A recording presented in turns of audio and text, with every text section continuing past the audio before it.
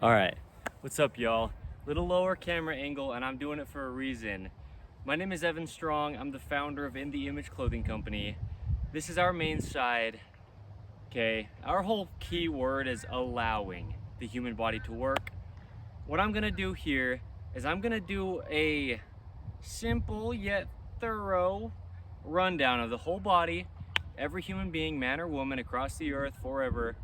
Just kind of, again, brushing over, but yet getting pretty well into it, of the anatomy, how the body is set up, how it works. I use the phrase, the human body is just a mechanical machine placed onto a rock in space. So what I'm gonna do is kind of go pretty briefly over the whole body, okay? Give or take, start at the feet, and I'm gonna go up. Because I am the founder of In the Image Clothing Company, because I talk about how clothing is the cause for human beings' physical pain, and because I actually know what I'm talking about, but also I say don't believe me because truth is truth, and if I'm saying something wrong, I don't want you to believe it. But if I'm saying something true and it lines up, then now you have information, okay? So I'm gonna start at the feet, regardless of how quick I go or how slow I go. If I spend more time on certain parts of the body, if I leave things out that might have seemed very important to mention, or if I describe something in a way that maybe you weren't taught in your anatomy class or whatever, okay? I'm gonna just kind of briefly go over the human body, okay?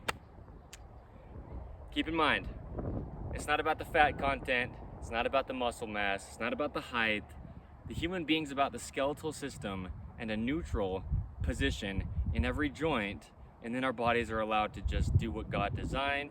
That's where our company name comes from, In the Image Clothing Company. The first three words of the five name as a whole are biblical. We're designed in the image of God. So we're all the same, regardless of your body shape. Structurally, mechanically, the body just has to work the only way that it can, with a center line. Okay, I'll discuss this, and then we'll start at the feet and come up. The sternum, this bone in the center, in the front, where all the ribs come and connect into, this is our sternum. It's in the center of the human being, because gravity pulls us straight down, and there's feet on either side, gripping arches inward, opposing the center, okay? Behind this sternum is our spine, vertebrae, okay? Little bones connected to where they have motion between each one of them, from the base of our skull down to our last vertebrae here at the pelvis, okay? And I'll get into it more thorough as I come up, but in the center, okay, has to be the trachea, this tube in our neck that both air from our nose or our mouth and any food or water that we eat or drink goes through to get to the systems of the body and then come out eventually, okay? The nose, one of the things I just mentioned, and we'll mention the mouth as well. It's something I haven't been mentioning, but it's also in the center, okay? These two things here, we're breathing through them. The nose in itself has two sides, two nostrils from the center of it, so it needs to be in the center for many reasons, and we talk about them where we do, okay? So that's what I say, and then I say the jaw, but the jaw's kind of separate. It is in the center, but it stabilizes our entire body. Muscles from the jaw go from the base of our lower jaw all the way up into our skull, clear up in here above our ears, and when we eat, whatever position our body's in, our teeth will get worn into that position where they mesh, and then as our jaw clenches or stabilizes, or as our tongue sits within the lower jaw, if the jaw isn't centered, the whole body will be altered to whatever degree isn't centered within our jaw, okay? So, the feet, starting at the toes, 5 toes on each feet, okay? This is baseline human being. You've got deformities if you've got them. You've got amputations if you've had them. You've got your own medical conditions physically if and where. We're all unique. I've had 2 full open heart surgeries and 4 other heart surgeries. I've gone through stuff myself, okay? But baseline human being, how God designed it, right? What you'd see on a skeletal system in a classroom for the anatomy lessons. On our toes, toe nails. They have to be all the way to the tips of the toes because that's what the nails are for, is to support the toes. We can cut the nails flat, at least relatively, and then round the corners so they're not sharp, because that way our toes don't roll around and they have a nice support. I'll say nails right now as well with how to cut them. Same thing. Flat, so the hand doesn't roll around, and then the corners can be rounded so that they don't catch on things, okay? Entirely supporting the fingertips. So much natural strength is there, and if you have been cutting your nails too short, you've just been lacking what your body was designed by God to be able to do, just from maybe not knowing, okay? So, feet, a lot of bones in the feet, okay? Arches in our feet, they grip inward. They grip the ground, and we stand on the majority, the outside of our feet. There's a foot tripod. Right at the base of our big toe, on the part that we call the ball of the foot, or the forefoot, right there, and then at the base of that pinky toe on the ball of the foot or the forefoot, and then at the heel. That's our foot tripod with that healthy gripped arch. There's actually multiple arches in the feet because of all the bones that are in there. That's how they work. Now, with the weight mostly on the outsides of our feet, as you see mine here, if there's wind noise, there's wind noise. That neutral ankle then travels up from the base of our heel of our foot, slightly outward curvature to the knee. There's bones in the lower legs from the knee down to the foot, right on the top of the foot, this area, and those bones naturally curve outward, but it goes all the way to the base of our heel of our feet. At the knees, we've got what's called a screw home mechanism in the knees. When the knees get all the way straightened out, right at the very end, they'll rotate inward at that lower leg very slightly. It's called the screw home mechanism of that lower leg, okay, in the knee. Now, traveling up, we've got femurs here, okay? These bones that connect into the lower leg bone, okay? Calf muscles here of the lower leg bone, allowing the legs, okay, to extend at the ankles. And then this femur is what's rotating in that screw home mechanism. This femur here with this leg bone here do a little bit of rotation at the end extension of the knee, okay? Patellas here, kneecaps that are sliding in the groove of these bones, okay? Like this, a little kneecap on top here, little flat-ish bone, okay?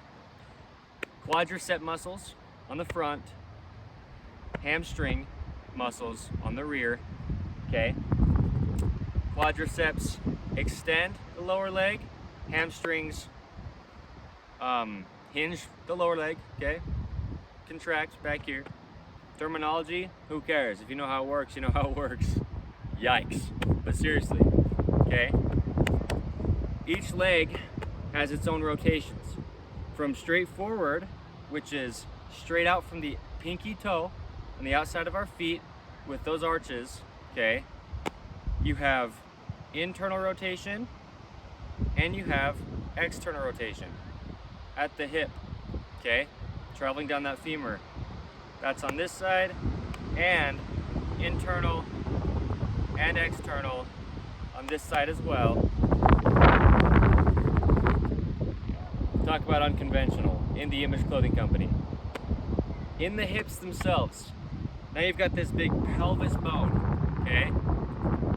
So all that rotation that's happening in the hips is the femur connecting into the pelvis, okay? Out here, you've got muscles like this glute medius, okay, on the side of the body, doing rotations with some of these inner muscles, the adductors, okay? and they contract to rotate the leg, okay? There's a lot of muscles that play into each rotation.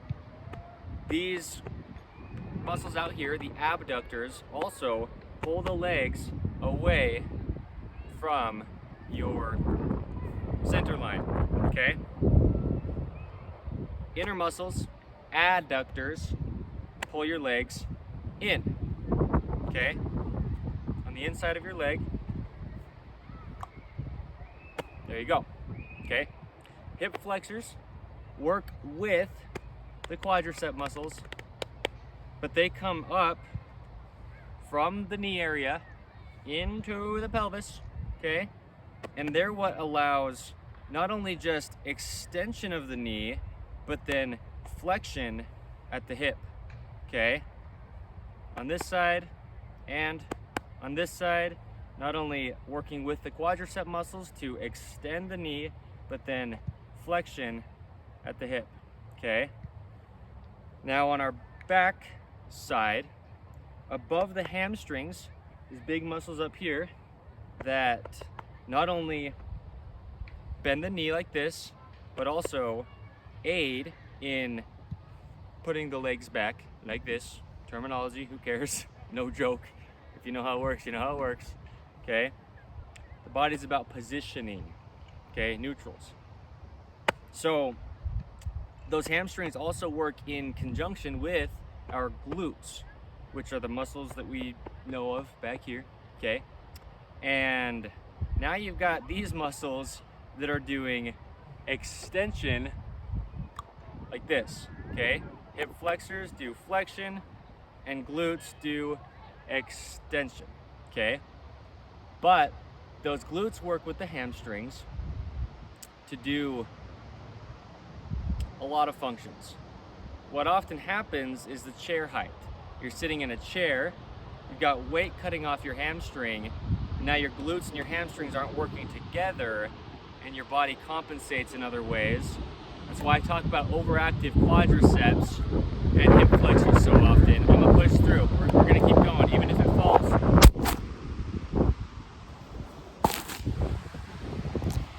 I'm gonna pick it back up to show how authentic this is. I don't care. I mean, ideally, it doesn't fall, but I don't care. Even though I kind of care, I don't. Okay, glutes. All right, coming up, abdominal muscles here, okay?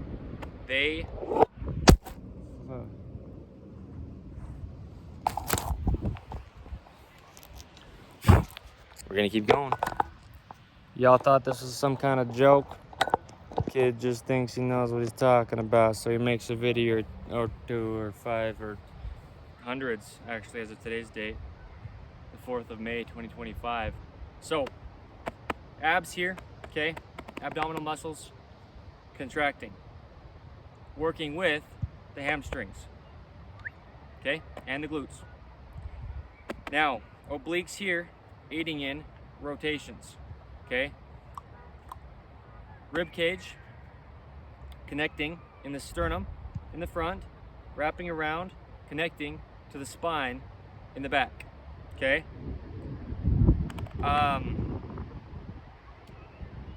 Yeah, just don't know how thoroughly to go because, like I said, basic rundown. Lower back muscles, you've got quadratus lumborum, you've got your latissimus dorsi, okay? Connects to the top of the pelvis crest and the lower part of our spine. Comes up, big muscle. Connects to the rear of the upper arm, okay? You've got lower trapezius, mid trapezius, and upper trapezius muscles that aid in pulling the shoulders back, pulling the shoulders down, and pulling the shoulders up, that are back there, right off your spine, connecting to the spine, and then out to the shoulder blades. You've got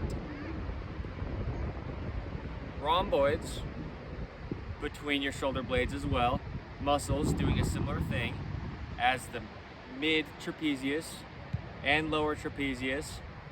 really just working with the trapezius muscles, okay, to keep our shoulders in their only neutral position. And then you've got your rotator cuff muscles going into the shoulder blade that aid in rotation and keep those scapulas able to move. Lots of natural motion in our scapulas when they're not restricted, and that's a lot of muscles going into the shoulder blade itself on both sides, between the shoulder blade and the rib cage, and then on the outside of the shoulder blade as well, connecting up into the shoulder. Right here you've got pectoral muscles, the lower pecs and the upper pecs, connecting up into the shoulder, aiding and pushing the arm across the body. You've got muscles coming from your collarbones here, which connect to the top of the sternum and come up to the peak of the shoulder. And those bones determine where the shoulder goes, okay? Because the upper arm bone itself goes right to the end of this collarbone.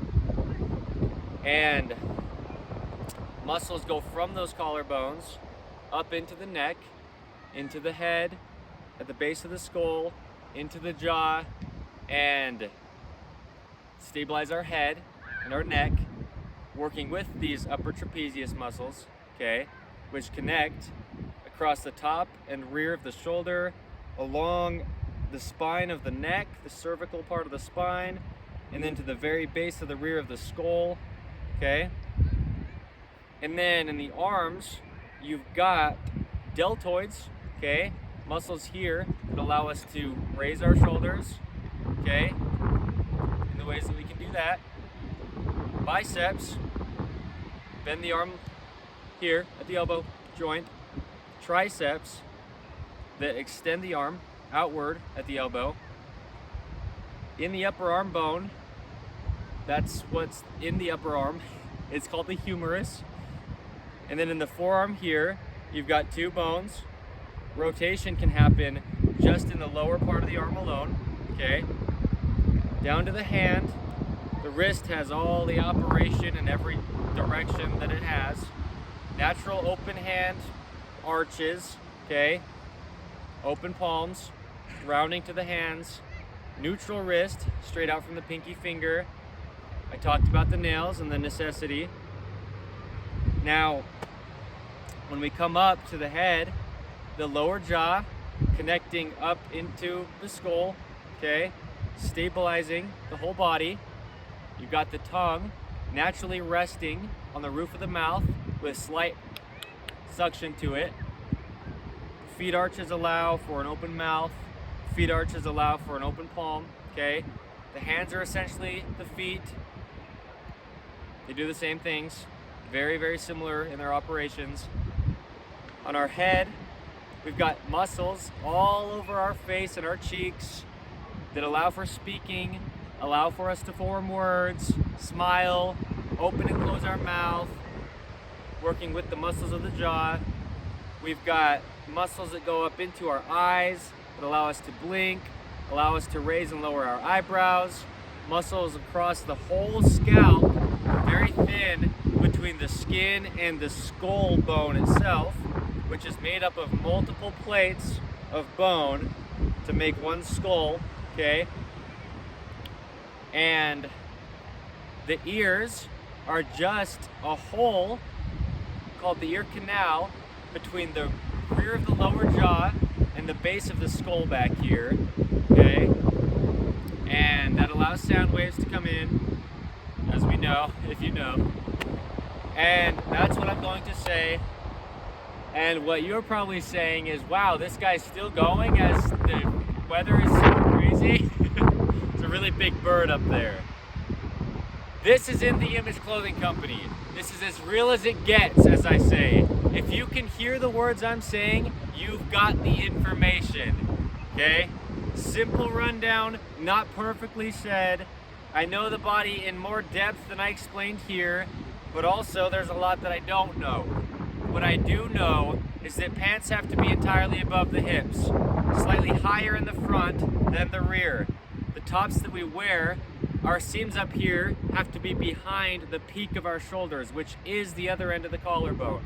The edges of our shoulder seams should be right at the functionality of this shoulder joint, because that's just how the body works. In the Image Clothing Company's shoelacing technique is the only way you can weave a rope across the top of the human foot and not alter its operation. Found wherever you find us. We have to tie shoes evenly over toward the inside on both feet because there is a center line. Removing any and all tags is a must from within clothing, because when tags are placed inside clothing, they're just causing a physical gap, changing the body's only workings, or just not allowing musculature to do the only thing it ever could.